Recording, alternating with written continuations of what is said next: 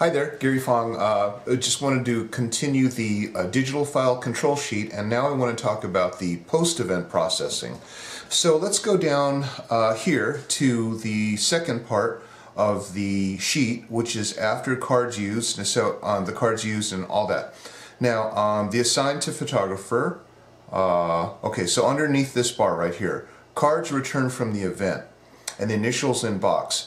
I know this sounds basic, but we want to make sure when we get back from the event that we have all the cards that we came with. So if I leave there with cards A, B, C, D, G, and H, I better have cards A, B, C, G, and H before I leave the event, or else it's time to start digging inside the dumpsters or something like that to find those cards. But we need to make sure that these cards are returned. Oh, by the way, hey, wanted to mention that if you ever get into a lawsuit, and you know, they sue you because you lost images and everything like that, there is things called accidents, and there's things called negligence. What you need to do in a lawsuit, of course, is to prove that you weren't negligent, and this sheet is absolutely perfect for something like that. Okay, so cards came back, Your Honor, and we show that the cards came back. Now, cards backed up to hard drive by, and this is all post-event, we want to just take the original cards and just put them onto a drive, and then we want to back up the original card to a DVD and have that somewhere completely separate. Now, that is the straight from event files. Down here it says photographer's signature. We explain that in the part 2, that we want to verify that those images on those cards belong to those photographers. Now, image review and cataloging. You have to understand that after the images come back on the card, we need to start to take images out. So we have what's called a working file, and we take all the images and we duplicate it again. Then we go through and we take the images out, and then from those images that we take out, we'll do some editing, or I mean, for me, I always just put the images straight from the camera. But a lot of people will want to do some kind of raw goofing with or whatever, and then you'll want to, if you shoot raw, then you'll want to parse to JPEG. But let's go back here because we need to create what's called the working set. So visually we have now 2 backups: the compact flash card, the original card that has the images on it. Number 2 would be the backup, 2 backups. Number 2 would be the copy that went to the hard drive, a separate hard drive. Number 3 would be the DVD of the original straight from camera.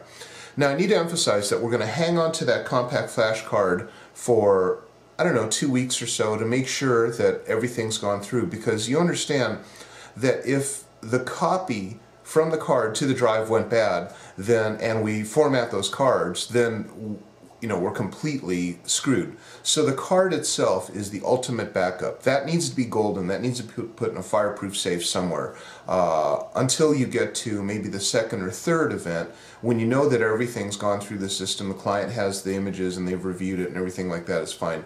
Then you can format the card, buy extra cards, and then use a rotating stock. Okay. So then down here we start to put our timelines for goals and completion. This sheet's just really handy. It has a client contact info so that you can just have everything in one place. So we put this on the production schedule. The goal is certain dates, completion, verified, and you put your initials to it. So hard drive copy number 2 for working set. That's a separate drive. That's what we're going to do the deletion of the outtakes.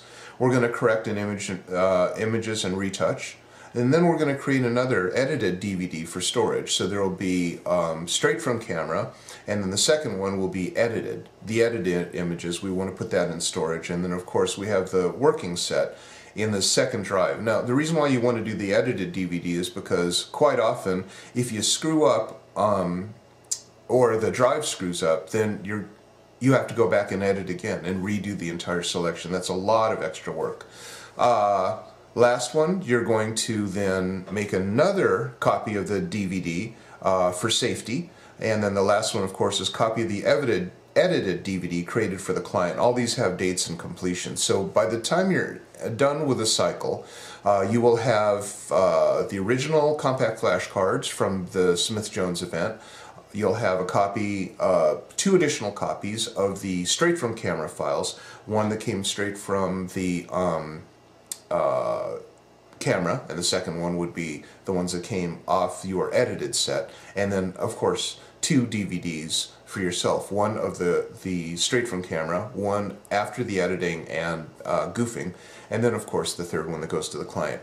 Once this is done, keep this piece of paper, scan it, take a picture of it with your iPhone, whatever, and email it to yourself, because if you then ever do get sued or anything happens, then you just basically show the client, show the judge, whoever, that you're extremely diligent in every step of the way.